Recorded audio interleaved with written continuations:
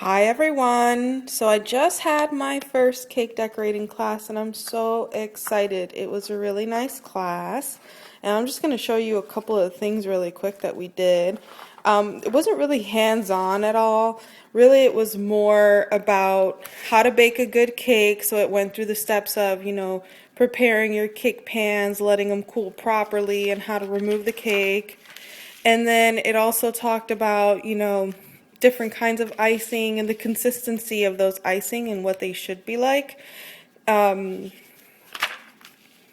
We went over the bags and how to attach the couplers to the bags and different tips, how to fill the bags, how to level a cake, how to separate the layers and fill in between with, either icing or some kind of a filling.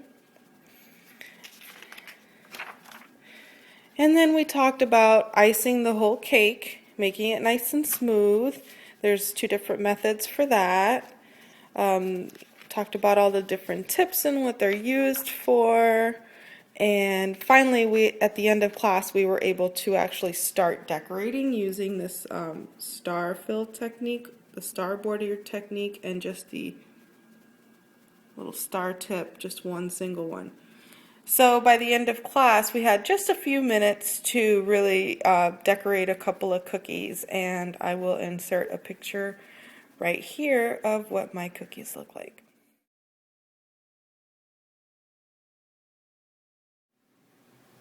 Okay, so we didn't have a lot of time to decorate those cookies, so that's what I ended up coming up with. Couldn't have gotten too creative because we only had like 5 minutes and we didn't even have an opportunity to dye the icing any other color.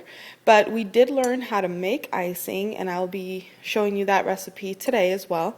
But what I'm going to make first is a vanilla cake, and this is not a Wilton recipe. This is a recipe by Crumb Boss on YouTube, and I'll put a link to the recipe somewhere on this page. The first thing you want to do is preheat your oven to 325, and according to the Wilton method, you want to make sure your oven is preheated for at least 10 to 15 minutes. So as soon as it beeps and tells you that it's ready, let it sit like that for 10 to 15 minutes before you put your cakes in.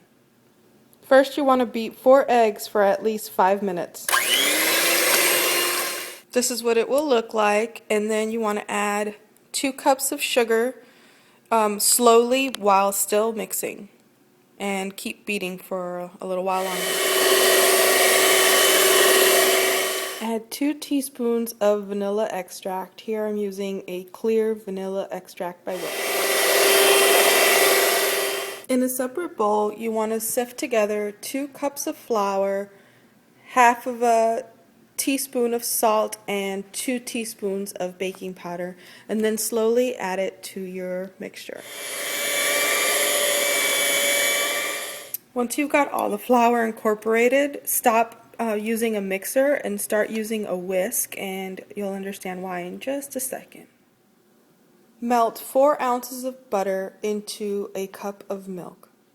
Now what you want to do is you want to add this butter milk mixture to this, but according to the Crumb Boss, if you try to just pour this in here, it'll be a lot harder to incorporate because this will sink to the bottom. So what she recommends is to take a glob of your batter and put it into here and mix that first. And I can't do it with one hand, so I'll have to show you when it's done. Okay, and then you just mix it all together and you get this nice smooth batter. Now it's time to prepare your baking pans, and Wilton recommends a few different methods. You can use their products. There's one called Bake Easy, there's one called Cake Release. I just went with the old-fashioned vegetable shortening and dusted with flour. So you want to get those nicely coated. This recipe makes 2 8-inch round cakes, and you want to fill them halfway. Place your cakes in the oven at least 1 inch apart, as close to the center as possible, leaving room on both sides. And then you want to close the door and avoid opening it for the first 20 minutes of baking. It's been about 20 minutes. Cakes are still not done. I can tell just by looking at them that the centers are not done yet. Okay, the cake's baked for 35 minutes and I just took them out of the oven. They're nice and golden on the top and they're baked all the way through. According to the Wilton method, the best way to test is really the traditional method. Just stick a toothpick in the center and see if it comes out clean. You want to leave them on a metal rack cooling for at least 10 minutes in the pan before you invert it and take them out.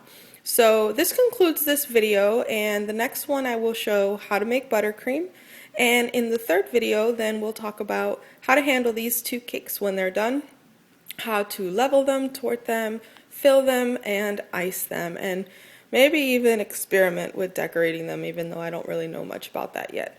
So that's all. I hope you enjoyed this video, and stay tuned for another one probably later this evening. Bye-bye.